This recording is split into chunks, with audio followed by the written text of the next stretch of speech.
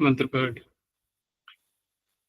ओम सहना भवतु सहनौ भुनक्तु सह वीर्यं करवावहै तेजस्विनावधीतमस्तु मा विद्विषावहै। ओम शांति शांति शांति। प्रथम वृत्ति की 409वीं कक्षा। छठे अध्याय के प्रथम पाद में 29 सूत्र तक हो चुके हैं। पूछना है कुछ? आचार्य, उत्सर्ग लक्षण भावार्थ, इसमें उत्सर्ग का तात्पर्य क्या? यहाँ उत्सर्ग अपवाद वाला उत्सर्ग वैसा नहीं है। उत्सर्ग का तात्पर्य है कि जो उत्सर्जन कर रहा है, अर्थात विधि सूत्र के रूप में ले सकते हैं उसको। यद्यपि विधि सूत्र तो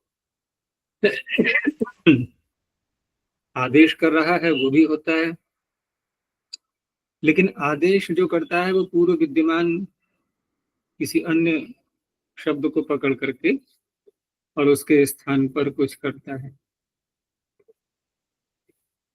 जैसे यहाँ हमने उदाहरण के रूप में लिया था, इसमें उत्सर्ग लक्षण भावार्थ का उदाहरण था एधि साधि, एधि और शाधि। तो इसमें क्या अंतर दिखाई दे रहा है? एधि शाधि में और आगहि जहि, एक को पकड़ लो। जैसे शाधि और जहि लिया हमने, तो शाधि में क्या दिखाई दे रहा था? हमने इसके उदाहरण में लिया, उत्सर्ग लक्षण के रूप में लिया शाधि को। तो शाधि में जो शा आदेश किया था, किस सूत्र से किया था? शाहु। ये तो हमने कर लिया पहले ही। अब यहाँ पर जो सूत्र पहले से प्राप्त हो रहा था, जो कि सामान्य रूप से ही को धी आदेश करता है, हुजलभ्यो हेड धी, इसको इन्होंने माना यहाँ पर उत्सर्ग लक्षण कार्य। हुजलभ्यो हेड धी को माना उत्सर्ग लक्षण कार्य। कोई ज्यादा अंतर तो नहीं दिखाई पड़ेगा इस तरह से। और जही में जो हम उसका ही का लोप कर रहे हैं अतो हे सूत्र से, ठीक है ना, ये माना आदेश लक्षण प्रतिषेधार्थ, आदेश लक्षण कार्य। तो यहाँ इसके इस रूप में देखना है कि उत्सर्ग लक्षण जो कार्य हो रहा है, अर्थात ही के स्थान पर भी आदेश करना, ये आदेश जो कर रहा है ये ऐसा कार्य कर रहा है कि जो कि उपयुक्त शब्द साधु शब्द बनता है, उसी का निर्माण करने के लिए ये कार्य कर रहा है। ठीक है ना, क्योंकि ये शादी शब्द शुद्ध ही तो है, और उसी शुद्ध शब्द को बनाने के लिए वो ही के स्थान पर धी कर रहा है, रुकावट आ रही थी तो उसको झल चाहिए था। तो उसको झल करने के लिए जो शा आदेश किया था उसको असिद्ध करना पड़ा। तो असिद्ध करके उसको हमने ही को धी आदेश कर लिया, उसको सकार दिखाई दे गया। यहाँ पर जो है ये अपशब्द बनाने के लिए अपशब्द की ओर प्रवृत्ति हो रही है। अब इसकी जही में यदि हम ही का लोप कर देते हैं तो ये अपशब्द बनेगा यहाँ पर। अब इसको हमें रोकना है। तो आदेश को मानते हुए जो कार्य हमने, आदेश क्या किया था? ज, अन के स्थान पर ज किया। तो आदेश को आधार बनाते हुए जो कार्य प्राप्त हो रहा है उसको आदेश लक्षण प्रतिषेध से कह दिया गया। और उत्सर्ग लक्षण में क्या किया था? उसको सकार चाहिए था ना, उसको झल चाहिए था। तो झल क्या किसी के द्वारा किया हुआ आदेश था? वो हम इसको यूं भी कह सकते हैं कि मूल अवस्था थी जो उसको स्वीकार करते हुए वो ही को धी कर रहा था। वो किसी आदेश को आधार बना करके नहीं कर रहा था। लेकिन ये जो ही का लोप करने वाला है अतो हे सूत्र, ये अकारांतता आदेश करने के बाद आई है, पहले नहीं थी। पहले तो हन था ना, इनके वास्तविक स्वरूप तो हन था पहले। तब तक तो वो शांत बैठा हुआ था, और जहां हमने हन को ज कर दिया, अब तुरंत आ खड़ा हुआ वो। तो कब इसकी प्रवृत्ति हुई? आदेश के बाद में। तो उसका रोक दिया गया, और वो एक उत्सर्ग यानी कि जो मूल प्रवृत्ति, मूल स्वरूप था उसका, शब्द का, वो चाहिए था उसको, लेकिन वो उपलब्ध नहीं हो पा रहा था शाह आदेश करने के कारण से। तो ऐसे लेंगे हम, उत्सर्ग अपवाद वाला अगर जोड़ेंगे यहाँ पर तो नहीं घटेगा, वो उससे तात्पर्य नहीं है।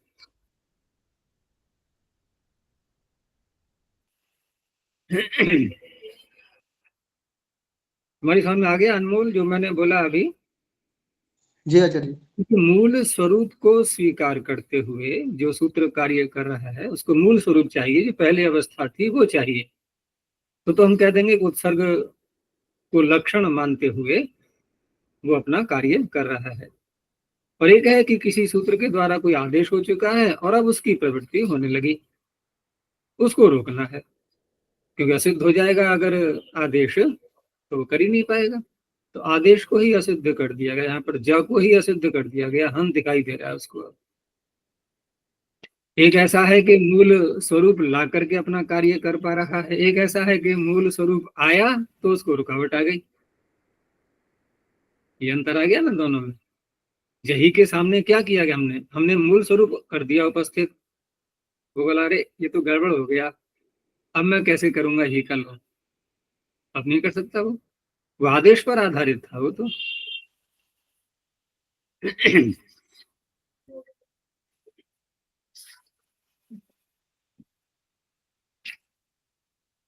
तो 29 सूत्र तक हो गए थे, और नकार के लोप का प्रकरण चल रहा है।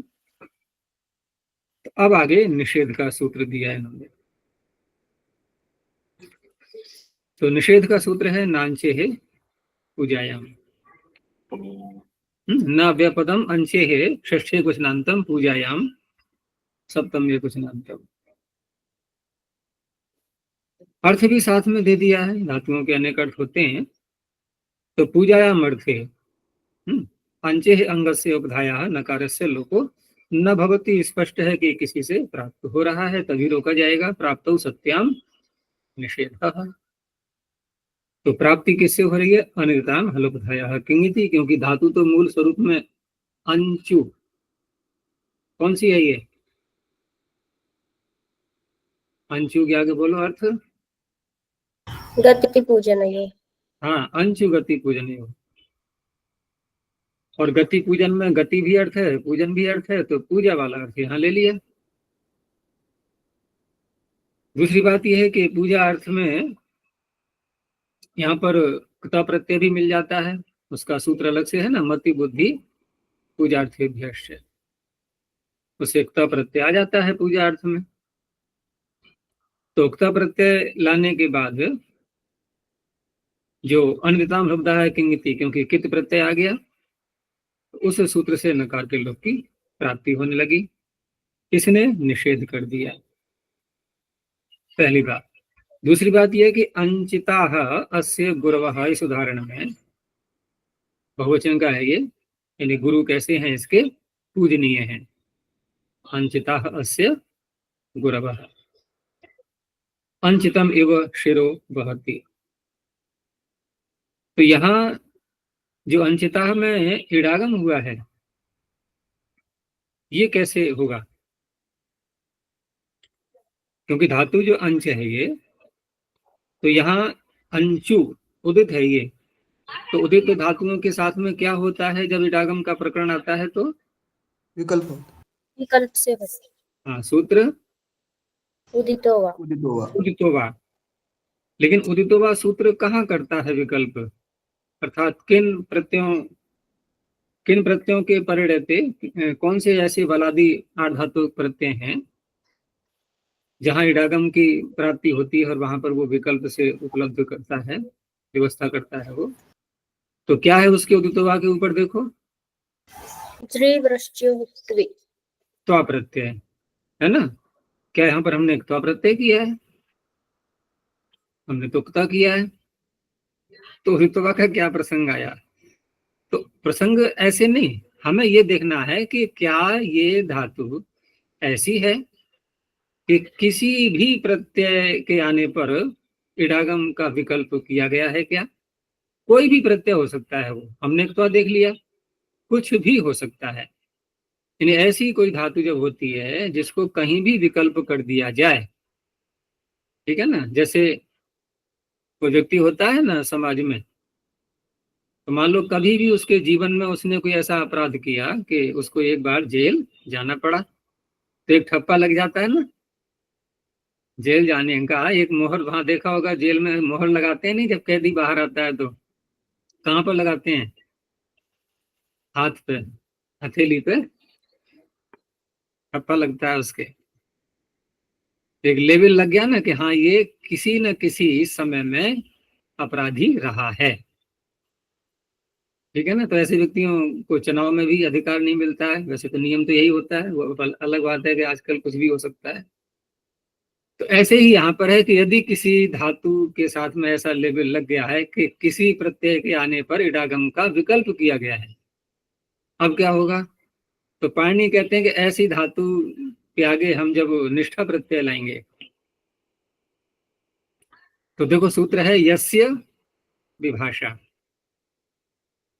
यस्य विभाषा सूत्र है ना। क्या, अब इसका भी अर्थ समझ लो क्या है यस्य विभाषा का अर्थ। ये तो वही है जहां से इडागम का निषेध प्राप्त होता है। क्या है उसके ऊपर, श्वेदितो निष्ठायाम यस्य विभाषा, निष्ठायाम। आ गया ना समझ में, कि निष्ठा प्रत्यय यदि आएगा तो वहां इट नहीं होगा। अब देखो कहां से कहां बात पहुंची, किसी प्रत्यय के परे रहते यदि इडागम विकल्प से किया गया है किसी भी धातु को, ठीक है ना, यस्य विभाषा, जिस धातु के साथ में वैकल्पिक इट हो चुका है, तो क्या होगा, उसको सजा क्या मिलेगी। अब उसको सजा ये मिलेगी कि निष्ठा प्रत्यय में इडागम नहीं हो सकता। धातु सेठ अनिट वाली बात नहीं हो रही है यहाँ पर। इडागम यदि कहीं विकल्प से हो गया है तो निष्ठा में इडागम नहीं होगा। कहाँ का प्रभाव कहाँ जा करके पड़ा। अब यहाँ पर इडागम का तो हो गया निषेध, और हम क्या बना रहे हैं, अंचिता, निषेध भी कर रहे हैं और इडागम भी कर रहे हैं। तो फिर अलग सूत्र बनाना पड़ा पाणिनि को, यहाँ तो इडागम करना है, तो कहा अपने पूजा अर्थ में लाए हो कि चलो पूजा अर्थ में थोड़ी छूट दे देते हैं आपको, यहाँ सजा नहीं मिलेगी। अंचे है पूजायाम, यहाँ इडागम हो जाएगा, ठीक है। फिर समझो बात के लिए, उदितो वा सूत्र के द्वारा इडागम का विकल्प किया गया था, तो प्रत्यय में प्रभाव उसका पड़ा जा करके कि निष्ठा में इडागम का निषेध कर दिया गया। अच्छा जी, लेकिन वो वहाँ निषेध करेगा ना कि सर्वत्र जहाँ प्राप्त हो, लेकिन यहाँ उदितोवा में तो त्वी ही है ना। दोबारा बोलो प्रश्न को ढंग से।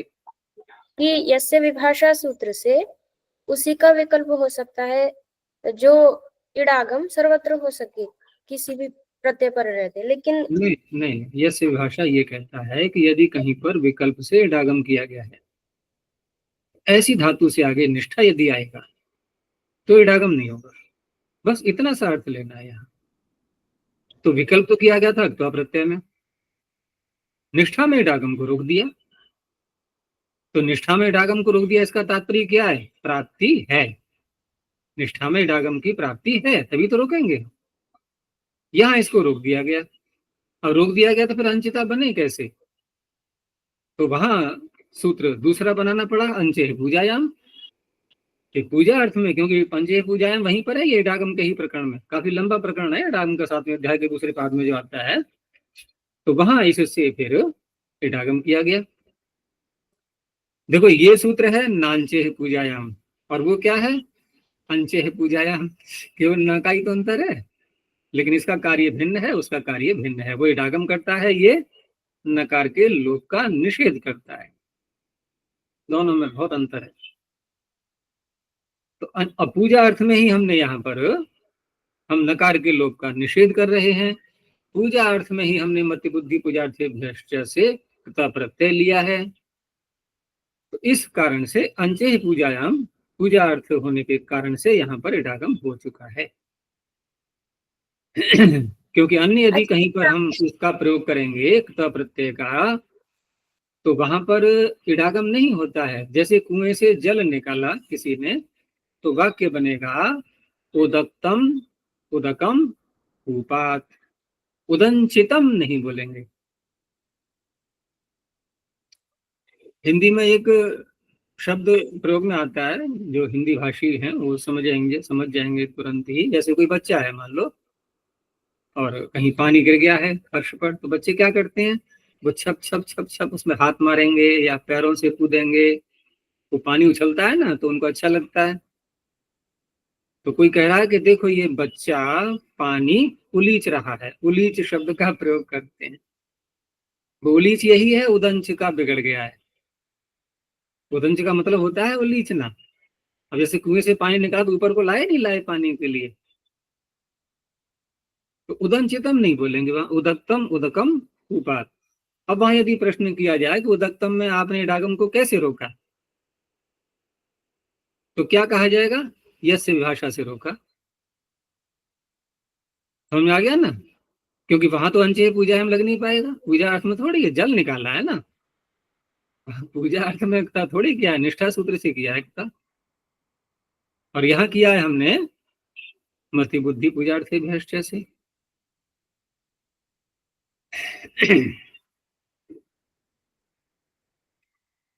चलो आगे देखते हैं। अच्छा जी, उदित वो त्वा में प्राप्ति कर रहा है ना विकल्प से। अभी तो मैंने कहा था ऊपर क्या है इसके, तुम लोगों ने खुद ही प्रमाणित किया है, मैंने कुछ नहीं कहा है। तुम लोगों ने खुद कहा है कि हाँ ये त्वा में कर रहा है निषेध, मैंने थोड़ी कहा था। उदित्वा के ऊपर देख लो क्या है सूत्र, पता लग जाएगा क्या है। ज्रीवृश्च होते। तो फिर मैं क्या करूँ जब त्वा आ रहा है ऊपर से। तो अच्छा जी, प्राप्त हो सकता है निषेध, इसमें त्वा में प्राप्त है तो हमने त्वा में निषेध किया। त्वा में तो विकल्प से किया गया इडागम, ठीक है ना। तो त्वा प्रत्यय में विकल्प से इडागम किया गया उदित्वा सूत्र से। लेकिन ये विकल्प का विधान करना निष्ठा प्रत्यय में जाकर के महंगा पड़ गया। अब निष्ठा प्रत्यय में जब इडागम करने जा रहे हैं हम आधातु कस्य दलादेय से, तो वहां पहुंच गया तुरंत यस्य भाषा को रुको रुको रुको, इस धातु को कहीं वैकल्पिक तो नहीं किया गया है। यहाँ किया तो गया है कि तो फिर नहीं कर सकते आप निष्ठा में इडागम, तभी अंचे पूजायाम बनाना पड़ा।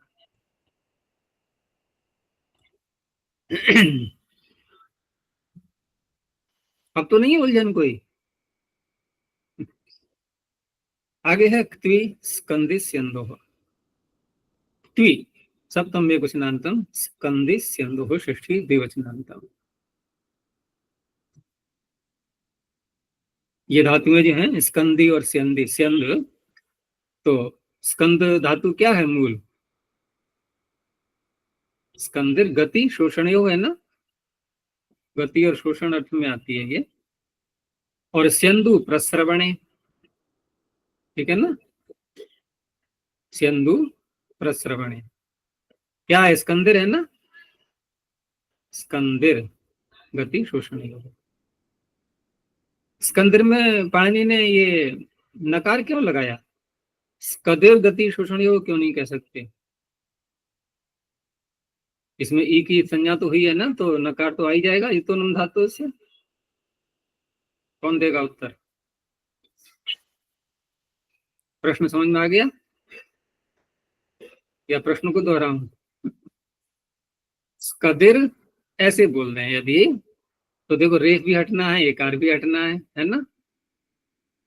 तो इदिक तो मान करके हम नुमागम तो कर सकते थे ना, तो स्कंदिर कहने की क्या आवश्यकता है, स्कदिर। देखो जहां इस संज्ञा का जब तुम लोग पढ़ते थे उस समय, तो बात हुई थी कि दो दो वर्णों की संज्ञाएं कहाँ कहाँ होती हैं। तो एक तो आदि निष्ठवः सूत्र यही तो था अकेला, तो वहां ये बात उठाई गई थी कि ये जो ई और रेफ जब दोनों मिलकर के आते हैं कहीं पर, तो वहां पर हम ऐसे नहीं करेंगे कि रेफ की संज्ञा करें हलंत्यम से और ई की करें उपदेशित नासिकेत से। सीधा इर वार्तिक दिया हुआ था कि सीधा इर इसी की ही संज्ञा करेंगे पूरे की एक साथ। तो अब ये इदित अलग से व्यवहार इसका नहीं होगा। अब क्या बोलेंगे इसको, इरित। और इरित का सूत्र भी सुना होगा तुमने, इरितोवा है नहीं है, जैसे उदितोवा है ना, ऐसे ही इरितोवा, वहां भी इडागम विकल्प से होता है। यश विभाषा वहां भी लगेगा, ध्यान रखना, कहीं भी विकल्प हो जाए यश विभाषा नहीं छोड़ने वाला। वो निष्ठा को पकड़ करके बैठा हुआ है, उसने अपने कब्जे में ले लिया है निष्ठा प्रत्यय को, कि जब भी इडागम करना हो तो पहले मेरे से पूछ लो यहाँ पर तुम्हें इडागम मिल पाएगा या नहीं मिल पाएगा। अगर कहीं विकल्प हो चुका है तो नहीं, हटाओ, उसको नहीं करे होने देगा ये इडागम। ऐसे ही एक है उदितोवा, ध्यान आ रहा है, स्वरति सुति सुयति धुयु दितोवा, तो उदित हो, उदित हो, इरित हो, ये सब इडागम के विकल्प के लिए लगाए गए हैं अनुबंध। तो उस इदित को मान करके नुम नहीं हो सकता था, इसलिए पाणिनि ने बोला स्कंदिर। ऐसा ही धातु पाठ में है ना, स्कंदिर गति शोषण योग। सिंधु तो अलग से है, यहां भी देखो ऊ है तो उदितो वा यहां लग जाएगा। तो स्कंद स्यंद इत्यतयोः क्त्वा प्रत्यय परतः नकार लोपो न भवति, यहां भी निषेध ही कर रहे हैं क्योंकि इदित नहीं है इसमें कोई। अब देखो यहाँ पर निषेध कर रहे हैं, इसी से पता लग रहा है कि स्कंदिर में जो इकार है, इस इकार के कारण से हम इसको इदित नहीं कहेंगे। अगर इदित मानेंगे तो अनिदिताम कैसे करेगा यहाँ पर प्राप्ति नकार लोप की, और नहीं करेगा तो क्यों कर रहे हैं निषेध, ठीक है ना। इदित इदित नहीं कह सकते, इसको नहीं कहेंगे तो अनिदित ही माना जाएगा, ये नकार के लोप की प्राप्ति हो रही है, ये सूत्र रोक रहा है। तो इस तरह से यहां पर त्वा प्रत्यय लाएंगे तो स्कंत्वा स्कंदित्वा ऐसे नहीं बनेगा। दूसरी है स्यंदु। अब स्यंदु में थोड़ा अंतर है, क्योंकि स्यंदु में जो ऊ लगाया गया है, तो स्वरति सूति जो सूत्र बोला था मैंने, वो विकल्प से इडागम करेगा। यहाँ त्वा प्रत्यय में विकल्प से इडागम करेगा, तो जिस पक्ष में इडागम नहीं होगा उस पक्ष में तो बनेगा स्यंत्वा, ठीक है ना, तकार को तकार हो जाएगा परिचय से। और दूसरा जिस पक्ष में इडागम करेंगे तो स्यंदित्वा। अच्छा बताओ, स्यंदित्वा यहाँ पर भी स्यंत्वा में तो ठीक है कि अनिदिताम हलोपधाया किंगिति से नकार के लोप की प्राप्ति हो रही थी। अनिदिताम हलोपधाया किंगिति क्या ऐसा भी कहता है कि झलादि कितंगित हो, कैसा भी हो जाए, झलादि नहीं है वहां पर, बस कितंगित होना चाहिए। तो स्यंदित्वा यहाँ जो त्वा प्रत्यय है, भले ही उसको इडागम हो गया है, तो ये भी तो कित मानेंगे ना इसको।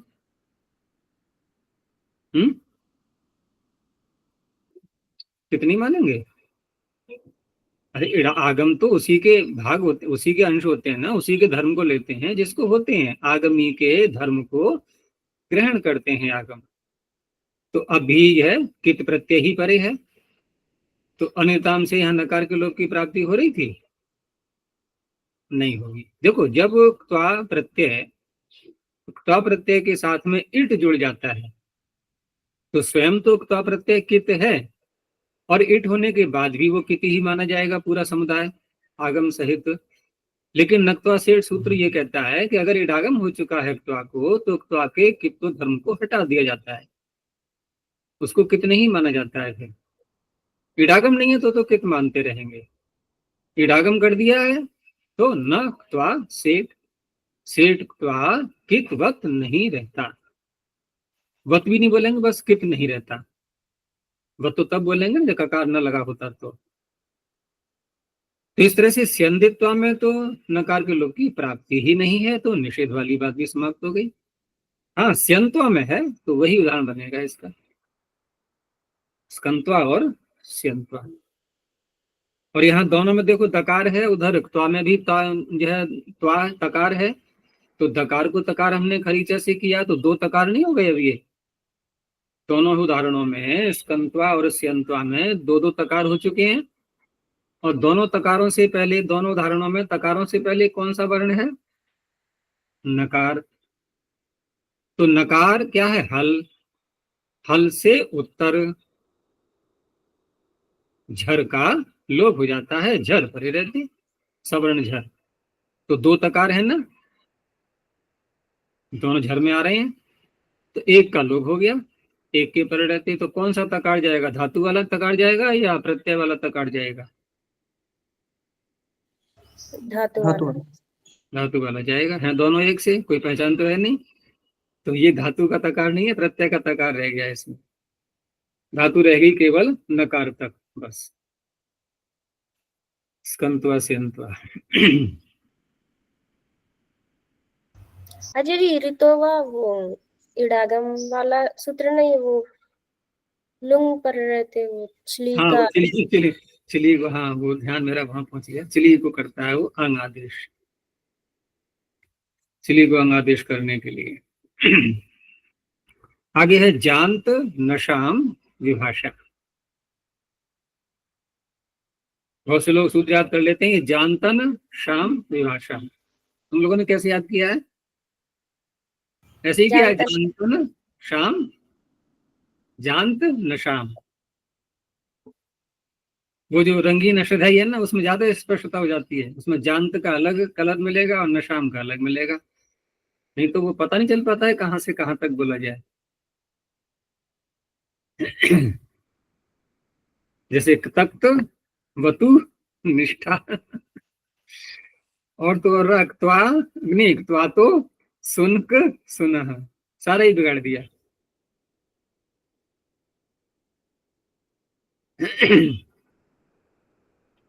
तो जानत नशाम षष्ठी बहुवचनांतम विभाषा प्रथम एकवचनांतम। ज में अउच्चारण के लिए है, तो ज अंते ये शाम, ऐसी धातु में, ऐसे अंग जिनके अंत में जकार आ रहा हो। नश को अलग से ले लिया है, तो जानता नाम अंगा नाम नशेश्च अंगस्य त्वा प्रत्यय परतः विभाषा नकार लोको भवति। पीछे जो त्वा प्रत्यय था वही यहाँ पर अनुवृत्ति के रूप में ले आए, तो यहाँ विकल्प से नकार का लोप निषेध कर रहा है।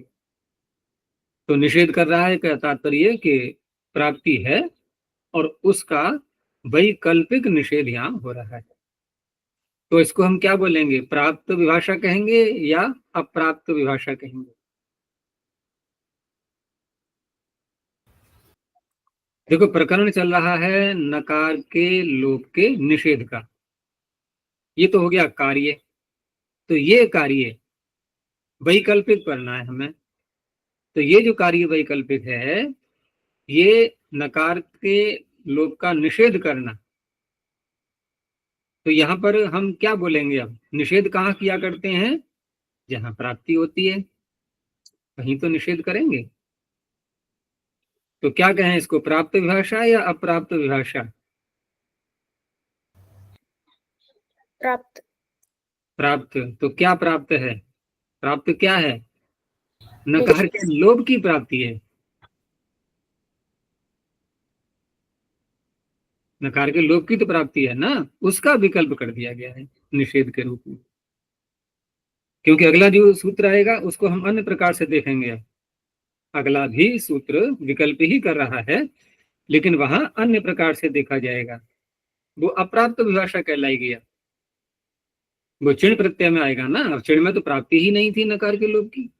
कित प्रत्यय जहां होगा, कित या अंगित, वहीं तो करेगा ये। तो यहाँ तो उक्ता प्रत्यय है, कित है, तो जानता नाम अंगानाम नशिष्ट अंगस्य उक्ता प्रत्यय परतः विभाषा नकार लोपो न भवति। ऐसे नहीं बोलेंगे विभाषा नकार लोपो भवति, यद्यपि कहते हैं तो कोई आपत्ति नहीं होती है, लेकिन एक क्रम देख रहे होते हैं हम कि क्रम हमने किया निषेध का, तो निषेध बोलते हुए विकल्प बोलेंगे। और यदि निषेध नहीं चल रहा है, नकार के लोप का प्रकरण चल रहा है, और वहां बोलेंगे हम तो फिर उसी रूप में बोलेंगे कि विकल्प से नकार का लोप होता है, तब ऐसे बोला जाएगा। अर्थात कोई सूत्र नित्य प्राप्त करा रहा है, इसने विकल्प से कर दिया। यहाँ पर निषेध की बात हो रही है तो निषेध का विकल्प कर दिया गया। तो जैसे जकारांतों में इन्होंने लिया है रंज और भंज, दो धातुएं। तो रंज और भंज में यहाँ पर तीसरी जो नश है, ये सारी धातुएं कैसे कहलाएंगी? क्योंकि जब यहाँ पर हम नकार के लोप का निषेध कर रहे हैं विकल्प से, तो ये धातुएं जो उदाहरण दिया है ना, तो प्रत्यय ला करके, कहीं भी देखो इडागम नहीं दिखाई दे रहा है। तो इडागम नहीं दिखाई दे रहा है, इसका स्पष्ट है कि सारी ही धातुएं तीनों की तीनों, ये रंज भंजे और नश, ये सब हैं अनिट। तो ये रंज रागे तो भादिगण की ही है, और भंजो आमर्दने ये भी वहीं की है, नहीं ये वहां की है। भंजो आमर्दने रुधादिगण रुधादिगण में। और ऐसे ही अणश धातु भी, अणश अदर्शन है। तो ये सभी धातुएं अनिट हैं, अर्थात सभी की सभी अनुदात्त हैं। तो इडागम तो कहीं होना नहीं है। तो रंज से आगे एक तो प्रत्यय आया, और इसमें इदित होने के कारण से तो नुम आया नहीं है, स्वरूप से ही नुम है, पहले से ही रंज रागे है ना। तो अनिदिताम सूत्र से नकार के लोप की प्राप्ति हो रही थी, इसने विकल्प से निषेध कर दिया। तो जिस पक्ष में नहीं होगा तो रंग त्वा चौकू लगा करके, और खरीचा, चौकू से तो गकार होगा ना, फिर खरीचा से ककार करेंगे। इधर जो है रंज में जो नकार है उसको अनुस्वार, अनुस्वार को परसवर्ण नकार हो जाएगा रंगत्वा। दूसरे पक्ष में नकार को हटा ही दिया तो केवल चौकू लगेगा और खरीच रक्त्वा। ऐसे ही भंज धातु का भी भंक्त्वा और भक्त्वा दोनों एक जैसे। नश धातु में भी, अब यहाँ रंज में और भंज में तो ठीक है, हमें दिखाई दे रहा है कि मूल रूप में धातुओं में नकार विद्यमान है, नश में कहाँ है विद्यमान? तो नश में कौन से नकार के लोप का निषेध कर रहे हैं भाई? नश में जब नकार है ही नहीं तो न तो प्राप्ति है न कोई निषेध है, ये क्या? तो नश में नकार लाया जाएगा। वो कौन सा सूत्र लाएगा? मस्जी नशोर झली। नुमागम का जहां प्रकरण चलेगा 7वें अध्याय में, प्रथम पाद में है नुम का प्रकरण, दूसरे पाद में है इट का प्रकरण, और ये लंबे लंबे प्रकरण है ये 7वें अध्याय में। तो जहां पर नुम का प्रकरण आया हुआ है वहीं सूत्र है मस्जी नशोर झली। दो धातुएं ले ली गई हैं यहाँ पर कि मस्ज और नश। इनके आगे जब झलादी प्रत्यय आता है तो इनको नुमागम होता है। और वहां पर मस्जिद में तो एक विशेष बात और भी है, मस्जिद का उदाहरण यद्यपि यहाँ नहीं दिया है इन्होंने, जकारांत वो भी है। तो मस्जिद में तो यहाँ तक होता है कि जैसे नुमागम जब करते हैं ना, तो नुमागम का तो नियम यही है कि मृत्यु अंत्यात पर अंतिम से परे आना चाहिए, लेकिन मस्जिद में ऐसा नहीं होता। याद है किसी को वार्ते को? प्रसंग नहीं आया है कि अभी तक? कहीं आया तो होगा। मस्जेरंत्यात पूर्वम नुम वक्तव्य अनुषंग संयोगादि लोपार्थम। मस्ज धातु में नुमागम अंत से पूर्व होता है। मृत्युंत्यात्परों को भूल जाओ, क्या बोला मैंने? मस्ज में नुमागम अंत्य से पूर्व। क्या अर्थ हुआ इसका? अंत्य क्या है यहाँ पर? जकार। जकार, उससे पूर्व आएगा, यानी कि सकार और जकार के बीच में आना कहाँ चाहिए था? म के आगे। सकार से पूर्व आना चाहिए, लेकिन सकार के आगे आता है, तो वो यहाँ विषय नहीं है अभी। तो मस्जिद नशोर झली से झलादी प्रत्यय त्वा है, क्योंकि डागम तो हुआ नहीं है, तो इससे जो नुमागम करेंगे उस नुम को ये हटा देगा। मूल अवस्था में तो नहीं था, लेकिन नुमागम करके जो नुम लाया गया उसको हटाया है। अभी तक के जितने उदाहरण थे हमारे कैसे थे? सब मूल अवस्था में जो नुम था उसको हटाया गया था। वो नुम करिए नकार बोलेंगे, मूल अवस्था में जो नकार था उसको हटाया गया था। यहाँ पर नुमागम करके जो आया है उसको हटाया गया है। तो जब हटा देंगे तो नष्टवा बनेगा ही। वृश्य भ्रज सूत्र से ज को, उसको श को मूर्धन्य करके नाष्टु हो। और जब नहीं होगा तो नष्टवा नुमागम रहा यहाँ पर, अनुस्वार हो जाएगा।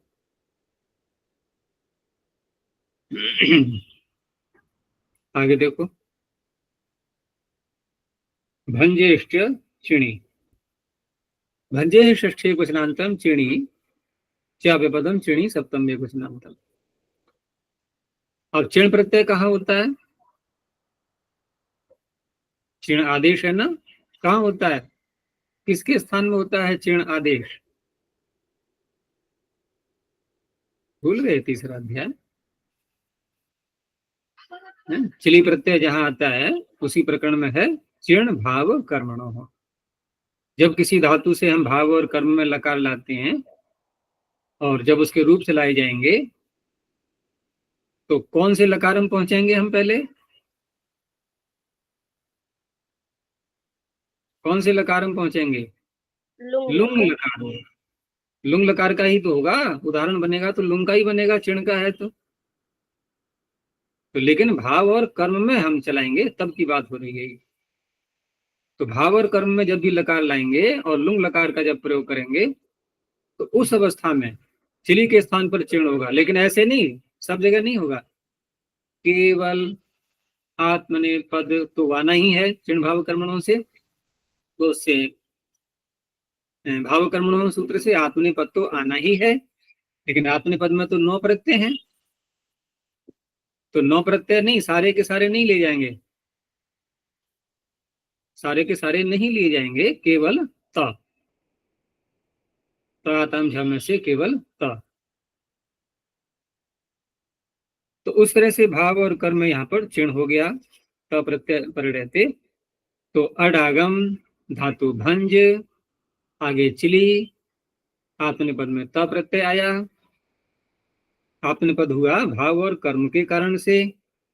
अब चिली के स्थान पर चिण आदेश कर दिया गया, चिण भाव कर्मणों से चिण हो गया। तो अ भंज चिण का ई और त। अब होता क्या है कि जब चिण के आगे त आता है तो क्या परिणाम निकलता है उसका? चिण के आगे त आ गया तो क्या होगा उसका?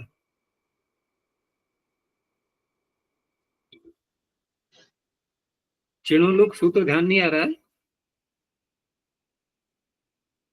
चिणोलुक को निकालो अष्टधाई में, कहां पर है देखो, उसी के आगे तो है अतो है सूत्र।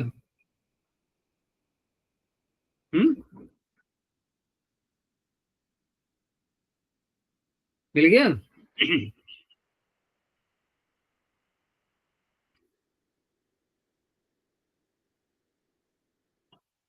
मूल अष्टधाई का अधिक अभ्यास किया करो, जब भी सूत्र खोजने हो तो उसमें खोजने से यह भी लाभ होता है कि हमारे मस्तिष्क में उसके पृष्ठों के चित्र बनते रहते हैं। एक पूरा पृष्ठ का पृष्ठ जो है उसकी स्मृति आ जाती है कि कहाँ पर सूत्र विद्यमान है, कौन से कॉलम में है, कौन से स्थान पर है कॉलम में भी, उन सब के चित्र आते रहते हैं। तो चिणोलोक सूत्र मिला।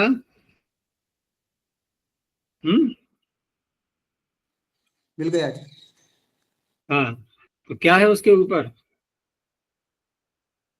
अंगितश्च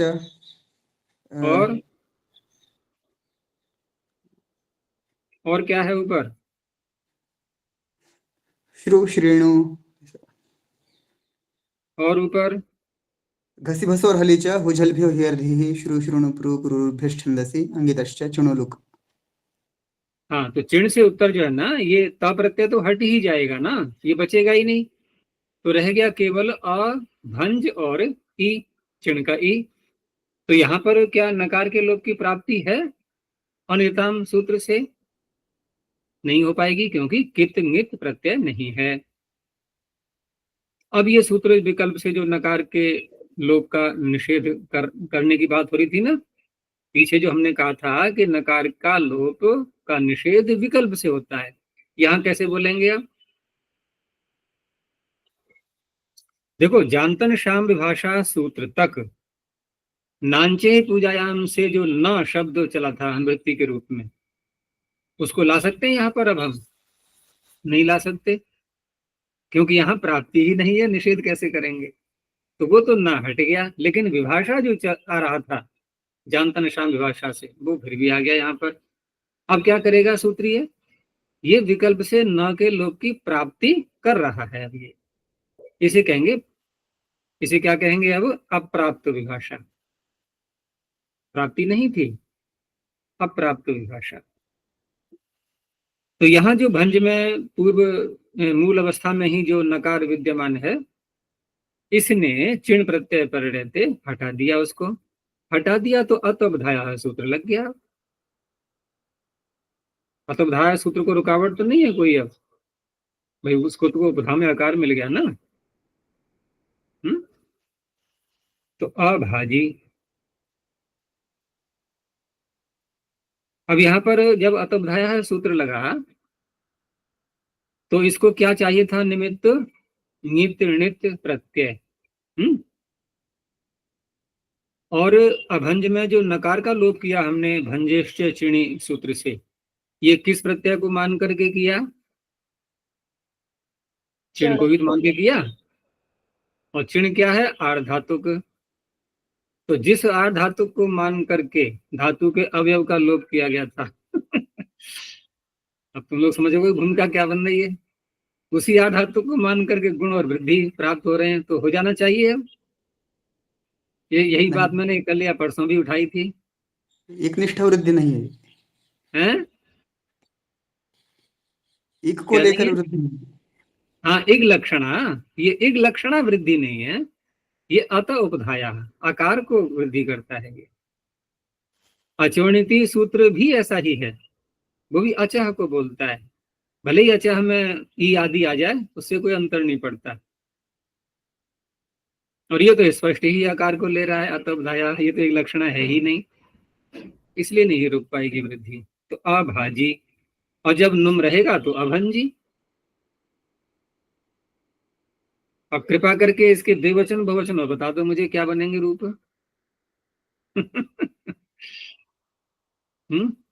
ये तो एक वचन का हो गया अभाजी या अभंजी। द्विवचन बहुवचन में क्या बनेगा, प्रथम पुरुष में ही बोल दो, सारे मत बोलो, तीनों पुरुषों में। देखो वहां चिणो लोग तो लगेगा नहीं, पहली बात तो चिण ही नहीं है वहां पर, वहां तो चिण ही नहीं है। चिण केवल एक ही वचन में तो आना है, तो वहां तो चिली चिली चिली जो प्रत्यय है उसको सिच हो जाना है, ठीक है ना। आत्मनिपद के प्रत्यय तो आने ही है। तो अभाजी का द्विवचन बनना चाहिए अभंक्षाताम। भंज है ना, नकार का लोप भी, नकार भी विद्यमान रहेगा। सिच का सकार है, आताम जोड़ दो उसमें। सकार को शकार इसलिए हो जाएगा क्योंकि इधर जा आ रहा है ना, जा को पहले हम गकार करेंगे, फिर ककार करेंगे, तो कवर्ग से आगे सकार को शकार हो ही जाता है। अभंक्षाताम, अभंक्षंत।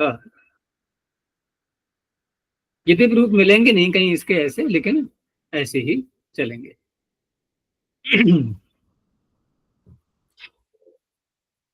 चलो अब देखो आगे, शास इदं हलो हो, शासः षष्ठे क्वचनांतम, इत प्रथमे क्वचनांतम, अंग हलो हो सप्तमी द्विवचनांतम।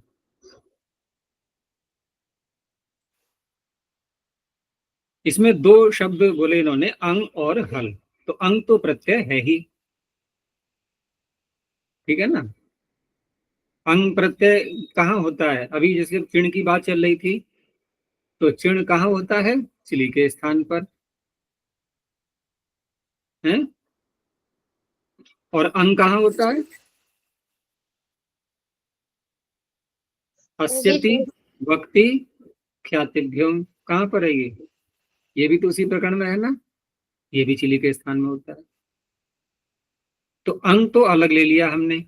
अब रही बात जो हली, जो कहा है इसमें हल, तो हल के साथ में हम पीछे से जो अनुवृत्ति आ रही है किंगिति की, उसको भी जोड़ देंगे। अब यद्यपि किंगिति पिछले सूत्र में नहीं था, क्योंकि चिण प्रत्यय में संबंध कैसे हो जाएगा किंगिति का, तो चिण वाले में तो नहीं ला सकते।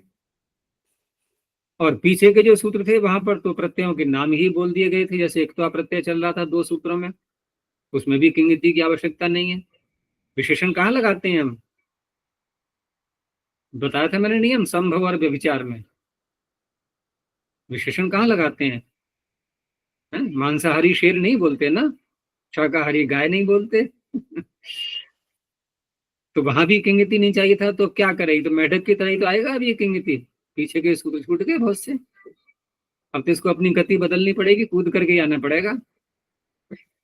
तो किंगति को जोड़ेंगे हम हल के साथ में, अंग के साथ में नहीं। वो तो अंग में तो नकार पहले से है ही, आवश्यकता ही नहीं है कहने की।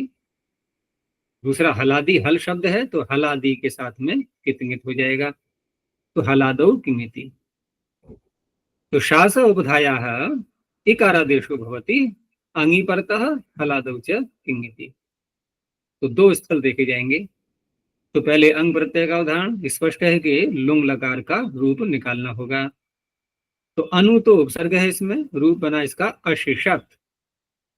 तो अशिषत में अडागम धातु शास है, चिली प्रत्यय है, और चिली के बाद में परस्मी पद का रूप है ये, तो तिप का आ गया तकार। अब यहाँ जो शास के आगे चिली है, अब तक अभी अंग नहीं हुआ है ना, अभी ये सूत्र नहीं लगेगा शास दंग हलो। ये तब लगेगा जब चिली के स्थान पर हम अंग आदेश कर लेंगे, तो उसके लिए सूत्र स्पष्ट है ही वहां पर। तो अंग चला कहां से था? अस्यति वक्ति ख्यातिभ्यों। तो अस्यति वक्ति ख्याति, इसमें तो शास आई नहीं। और आगे बढ़ो फिर, लिपि सिचि वश्च वश्च, यहां भी नहीं बनी बात। और आगे बढ़ो, आत्मनेपदेषु अन्यत्रस्याम्। और बढ़ो आगे, पुरुषादिद्युताद्यलृदितः परस्मैपदेषु अभी नहीं बनी बात। सर्ते शास्त्यार्थिभ्यश्च। हाँ, अब आ गया इसमें। तो सरती, शास्ति और अर्थी, तो शास आ गया। शास्त्री कह रहे हैं तो स्पष्ट है कि ये अदादिगण की है ना, तभी तो बनेगा शास्त्री, नहीं तो शासती बनेगा फिर भादिगण की होगी तो। और यह है शास्त्री। उसमें आता है ना, मनुस्मृति में श्लोक ध्यान आ रहा है जिसमें शास्त्री शब्द आया था। कहोगे ऐसे कहाँ कहाँ ध्यान करते रहेंगे हम, व्याकरण में ध्यान करें कि और जगह करें? अच्छा, दंडः शास्ति हाँ, वही प्रसिद्ध श्लोक है ना, वो तो याद रहता है प्राय। दंड शास्त्री प्रजा सर्वा, दंड ऐसा है कि पूरी प्रजा पर शासन करता है, तो शास्त्री। तो यहाँ शास के आगे चिली को कर दिया अंग। अब ये सूत्र लग जाएगा तुरंत ही।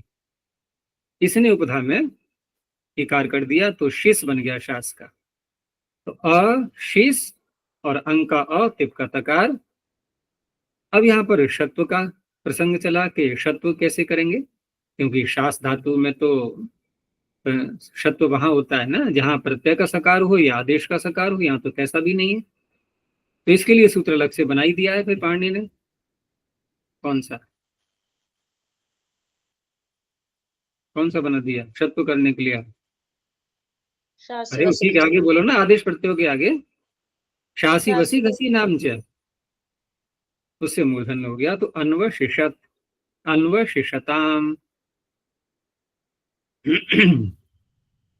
हलादि के ले लिए उदाहरण, एक कित का एक नित का। तो शिष्टा शिष्टवान, ठीक है ना, निष्ठा प्रत्यय हो गए, उपधा को इकार हो गया। और नित का करना होगा हमें, तो इधर तस झी थस था बस मस, ये सारे नित हैं ही इधर साधातु कौपित से। तो यहाँ भी ऐसे रूप बन जाएंगे। शिष्ट, पूरा रूप बोले लट लकार का, तो बोल को बताओ कौन बोलेगा? शास धातु का लट लकार का पूरा रूप बोलो।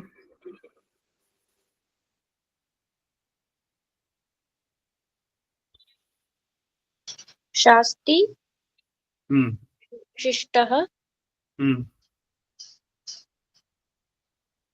शिशति, हम्म शिशन्ति, शिशन्ति। शिष्यन्ति। चलो यहाँ विचार कर लेते हैं थोड़ा सा। इकार किससे किया हमने? इकार किससे किया, सूत्र बोलो। अभी तो सूत्र चल ही रहा है भाई, इतनी जल्दी क्यों भूल रहे हो? शासेदन हलो। तो क्या कहता है, ये कब करता है? हलादि कितने प्रत्यय पर रहते? नहीं, हलादी कितने, दूसरा क्या था शर्त इसकी? अंग अंग। तो अंग को मान के करेंगे ना। अब यहाँ पर ये नहीं देखना है कि आगे जो वो आ रहा है, नहीं नहीं, यहाँ जो हम कर रहे हैं अंग प्रत्यय है क्या? नहीं है। ये तो लट का रूप है ना।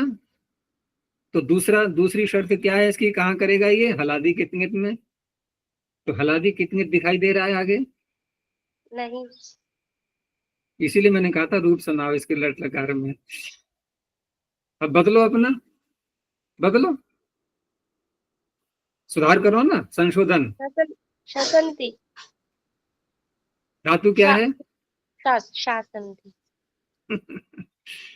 शास्ति अभी धातु वृत्ति नहीं हुई ना, तुम्हारी धातु वृत्ति हो जाती है तो अभ्यास अधिक हो जाता है।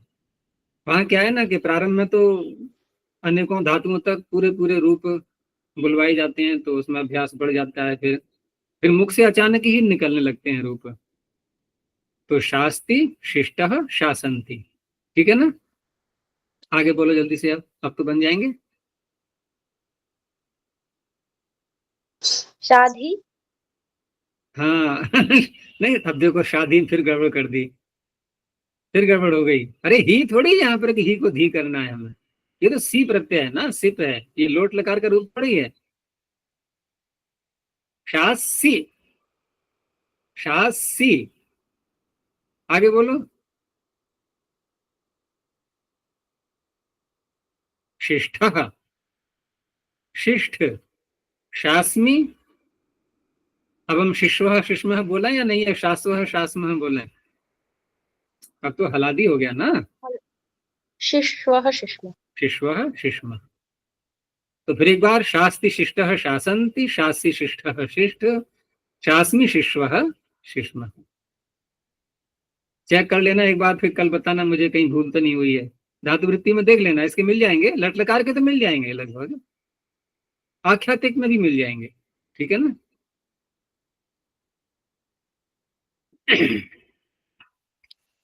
और देखो शिश्म तो यहाँ इन्होंने खुद ही दे दिया है, वयम शिश्म, देखो आ गया। तो तौ शिष्ट वयम शिश्म, हम शासन कर रहे हैं। चलो आगे का देखो सूत्र, शाहौ। इसकी चर्चा पीछे आ चुकी थी असिद्ध तत्राभात में, ठीक है ना, उसी का आ गया अभी। तो शा प्रथम कुशनांतम, हौ सप्तम कुशनांतम। अब धातु नहीं कहनी पड़ी इनको, धातु तो पीछे से ले ली, यही पाणिनि की विशेषता है। तो हौ परतः शासः अंगस्य शा आदेशो भवति, बस सीधा सा अर्थ है। तो ही जब आएगा, सीरियत इच्छा से ही कर लेंगे, उसके तुरंत बाद ही इसे शा आदेश कर लेंगे। अब वहां पर जो बात हुई थी असिद्ध भात में, जो मैंने कहा था कि यहाँ हुजल हेरधी भी लगना चाह रहा है और शाहो भी लगना चाह रहा है, तो पहले कौन सा लगाएंगे? शाहो। क्यों, क्रम की दृष्टि से कौन आ रहा है पहले या बाद में? पहले तो शाहो। पहले शाहू आ रहा है, हैं? और हुजल हेरधी तो आएगा ना आगे, या आ गया? आएगा।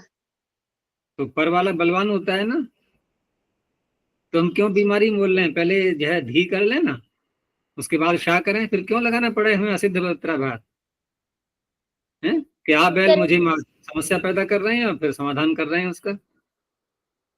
तो देखो, पर बलवान होता है वो बात अपनी जगह ठीक है, लेकिन एक और भी बात देखी जाती है कि जब दो विधियां हो रही हों तो उसमें यह देखना होता है कि कोई एक विधि हमने कर ली, उसके बाद दूसरी विधि का विघात तो नहीं हो रहा है।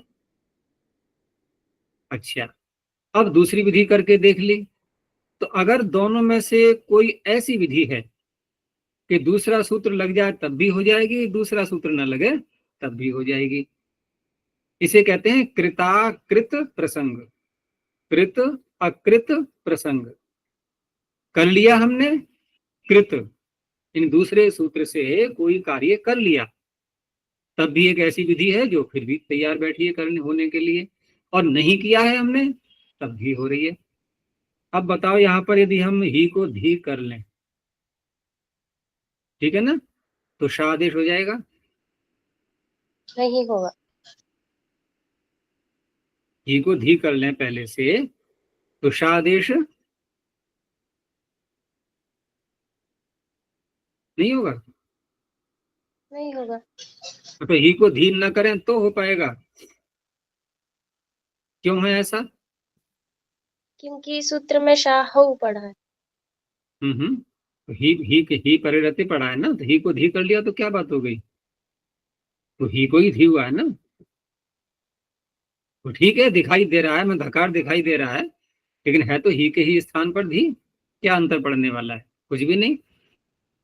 तो ये जो शा आदेश है ना, ये कृताकृत प्रसंग है, अर्थात कर लें हम तब भी प्राप्त होगा, नहीं करेंगे तब भी प्राप्त होगा। अब जो पर होने के कारण से जो बलवत्ता थी उसकी, वो नहीं रहेगी। अब पर होने के कारण से बलवत्ता है, वो कृताकृत प्रसंग जो विधियां होती हैं वो नित्य कहलाती हैं। कृताकृत प्रसंग विधियां नित्य कहलाती हैं और नित्य विधि बलवान होती है। यहाँ तो चलो खैर ये व्याकरण की बातें हैं। शास्त्रों में भी हम जो अर्थ करते हैं ना, हम जो वाक्यों का अर्थ करते हैं शास्त्रों में, वैदिक वांग्मय में, चाहे मीमांसा दर्शन हो, ब्राह्मण ग्रंथ हो, या वैदिक वांग्मय में कोई भी ले लें हम विषय, और वहां जब अर्थ करते हैं तो वहां भी एक दिखाना होता है। हम लोग प्राय करके क्या बोलते हैं कि देखो प्रकरण के अनुसार अर्थ करना, प्रकरण से बाहर अर्थ ठीक नहीं रहता है, उसमें अशुद्धियां हो जाती हैं, प्रकरण बलवान होता है, ऐसे करके बोलते हैं नहीं व्यवहार में। लेकिन वहां भी मीमांसा दर्शन में और उसमें न्याय दर्शन में वहां एक नियम बताया गया है, और वहां 6 बातें बताई गई हैं कि श्रुति, लिंग, वाक्य, प्रकरण, स्थान, समाख्या। 6 प्रकार होते हैं किसी शब्द का अर्थ करने के लिए, और इन 6 प्रकारों में प्रथम प्रकार सबसे बलवान, फिर उसके आगे फिर और कमजोर, फिर और कमजोर, फिर और कमजोर, निर्बलता बढ़ती जाती है आगे आते आते। तो सबसे प्रबल होता है श्रुति, ठीक है ना। अब श्रुति यदि प्रबल है, श्रुति का प्रमाण मिल गया हमें, तो उस अवस्था में लिंग, वाक्य, प्रकरण, स्थान, समाख्या ये सब फेल हो जाएंगे। अब श्रुति का मिल नहीं रहा है, तो उस अवस्था में वाक्य, ये विषय थोड़ा अलग हो जाएगा। अब एक संक्षेप बता देता हूं मैं। तो श्रुति से थोड़ा निर्बल है वाक्य, वाक्य से थोड़ा निर्बल है, नहीं, श्रुति से थोड़ा निर्बल है लिंग, श्रुति, लिंग, फिर वाक्य। वाक्य अधिक प्रबल है प्रकरण की दृष्टि से, प्रकरण उससे निर्बल है। फिर प्रकरण से भी और थोड़ा सा आगे बढ़ेंगे हम, और निर्बल कौन है? स्थान। स्थान के बाद होता है फिर समाख्या। समाख्या तात्पर्य संज्ञाएं होती हैं, जैसे कोई शब्द प्रसिद्ध हो जाता है किसी अर्थ में, वो समाख्या, जैसे यहाँ पर हम संज्ञा संज्ञा करके बोलते हैं ऐसे। तो इस तरह से होता है। यहाँ हम देख रहे हैं व्याकरण में, तो यहाँ पर विधि बलवान होती है, ठीक है, लेकिन यदि कोई विधि कृताकृत प्रसंग वाली है तो उसको नित्य माना जाएगा, और नित्य होने के कारण से वो प्रबल होती है, वो पहले होती है। तो हम शादेश तो पहले कर लेंगे, इसीलिए फिर असिद्ध उत्तराभात से हमें, क्योंकि शादेश कर लिया हमने तो हुजल भी हेड भी नहीं लग सकता, वो कृताकृत प्रसंग वाली विधि नहीं है। हाँ, नहीं करते हैं शाह तब तो लग जाएगा, लेकिन शाह कर लिया तो अब तो नहीं, क्योंकि वो विधि है वर्णाश्रित विधि। जैसे हमने कहा कि हमने ही को धी कर लिया, फिर भी हम उसको ही मान रहे हैं, तभी तो हम कहेंगे कि ये कृताकृत प्रसंग है शाह सूत्र। लेकिन हुजल हृदय में हम ऐसा क्यों नहीं कर रहे कि शास को हमने शाह कर लिया और फिर भी हम उसको शास मान लें? ये बात वहां क्यों नहीं घट रही है? बताओ। देखो, उसने कहा झल, झल क्या है? वर्णाश्रित विधि। और इसने क्या कहा था? हऊ। ये वर्णाश्रित नहीं है, ये ही मांग रहा है, हकार नहीं मांग रहा। हाँ, अगर ये कहता हकार पर रहते, अगर ये कहता हकार पर रहते और हमने कर लिया धी, तो धकार मिलेगा ना।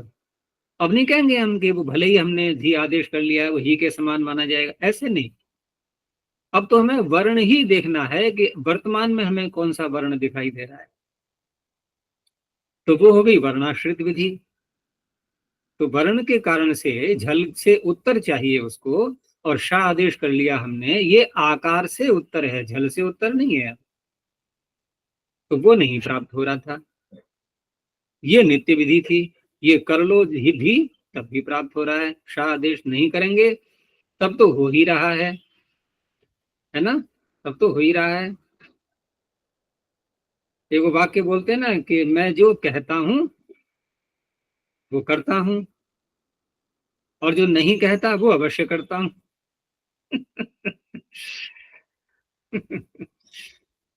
जो नहीं कहता वो तो अवश्य ही करता हूं। तो ये सूत्र उसको लगाओ तब भी लगेगा, और नहीं लगाओ तब तो लगेगा ही फिर। तो इसलिए शाह पहले कर लेंगे, उसके बाद फिर असिद्ध करके तब उसको लाया जाएगा। यही बात उसमें थी। कौन सा था उदाहरण दूसरा? आ गही जही। हाँ, आ गई। नहीं, आ गई जई वाला तो चलो ठीक है, वो भी ले लो। ये शादी के साथ में एक और था ना, दो एधी आए थे। एधी एधी, एधी एधी। तो एधी में भी ऐसा ही था, वो भी क्या कह रहा था, हऊ ही परे रहते, घसो रेत हऊ। इसने भी कहा शाह हऊ। तो ये हो गया अनुषाधी प्रसादी, ये तो उपसर्ग हो गए, अनु और प्र। चलो आगे देख लो, हंतेर जहा, ठीक ऐसा ही है, ये भी कोई अंतर नहीं है। तो हंते है षष्ठी क्वचनांतम, जह प्रथम क्वचनांतम, यानी हऊ परतः हंते रंगस्य ज आदेशो भवति। तो ये भी ऐसा ही है कि हम, अब यहां देखो, हन धातु है और आगे ही परे है, क्या यहाँ दो सूत्र प्राप्त हो रहे हैं, दो कार्य? यहाँ तो दो कार्य प्राप्त ही नहीं है, ठीक है ना। अतो है थोड़ी प्राप्त हो रहा है यहाँ इस अवस्था में, अभी यह हो रहा है, नहीं हो रहा है। अच्छा, अब हमने ज आदेश कर लिया, अब वो प्राप्त होने लगा। क्यों प्राप्त होने लगा? हन को हमने ज किया है, तो स्थानीय वत से क्या हम इसको हन नहीं मानेंगे? अब फिर वही बात ले आओ, देखो ये सूक्ष्मताएं हैं व्याकरण की समझने के लिए, कि अतो हे सूत्र भी वर्णाश्रित विधि है या नहीं है? वो अकारांत से उत्तर बोल रहा है। हाँ, अगर वो ये कहता कि हन से उत्तर ही का लोप होता है, अगर ऐसा कहता वो, तो तुम भले ही जा आदेश कर लो, स्थानीय वत से हन ही माना जाएगा वो। लेकिन वर्णाश्रित विधि में तो वर्ण ही देखा जाएगा, और वो भी कब देखा जाएगा? रियल टाइम में। एक शब्द प्रयोग करते हैं ना लोग, रियल टाइम, उसी समय में देखा जाएगा। जो आदेश कर लिया है हमने कि आकार दिखाई दे रहा है हमें ज में अ, अब वो प्राप्त होने लगा। अब उसको हम ज को हन नहीं कह सकते, अब ये ज को स्थानीय वत से हन मान लेंगे, हन में नकार आ रहा है अंत में, ऐसे नहीं। वर्णाश्रित विधियों में ये स्थानीय वत नहीं चलता। तो अतो हे प्राप्त होने लगा, अब इसको हमने असिद्ध किया, तभी तो रुक पाएगा वो। तो जही शत्रु, ठीक है, यहीं तक रखते हैं। प्रणव ध्वनि। ओम।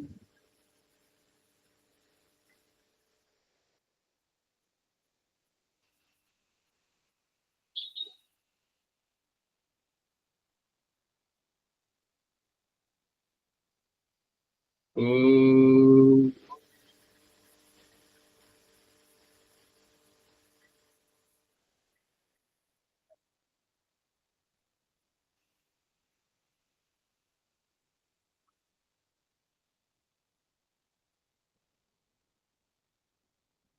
ओम।